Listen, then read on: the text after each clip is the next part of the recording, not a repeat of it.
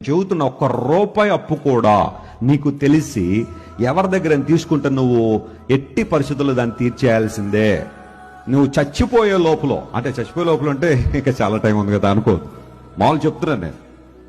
నీ మీద రుణం ఉండడానికి వీల్లేదు. నీకు తెలిసి ఎవరి దగ్గర డబ్బులు తీసుకున్నావా, ఇచ్చేసాయి.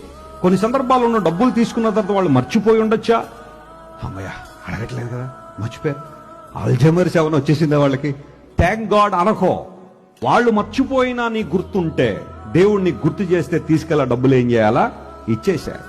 ఒకవేళ నువ్వు తల్లిదండ్రుల డబ్బులు తీసుకున్నావు, వాళ్ళు ఏదో కారణాన్ని బట్టి చనిపోయారు, ఆ పిల్లలకి ఆ డబ్బులు ఎగ్గొట్టయిద్దో, ఆ తల్లిదండ్రుల దగ్గర తీసుకున్న డబ్బులు ఆ పిల్లలకు బట్టుకెళ్ళి ఇచ్చేయ. బాబో మీ నాన్నగారు నేను డబ్బులు అప్పున్నాను, ఆయన ఎలాగూ లేరు తీసుకోవడానికి, మీరు తీసుకోండి అని ఇచ్చేసే. గాని ఆయన చచ్చిపోయాడు కదా, ఇంకేముందలే తారుమారు అయిపోయింది కదా, ఇంకెవరు అడిగేవాళ్ళు లేడు కదా అనద్దు.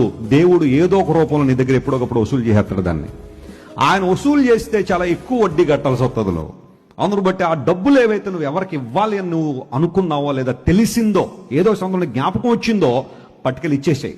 అది క్రైస్తవ ధర్మం లేదా క్రైస్తవ విశ్వాసంలో చాలా ప్రాముఖ్యమైన అంశం. అది దేవుని ఆశీర్వాదాలు నీకు వస్తాయి. దేవుడు నిన్ను ఏదో ఒక విధానంలో ఆశీర్వదిస్తాడు ఆ కార్యం చేయడం ద్వారా.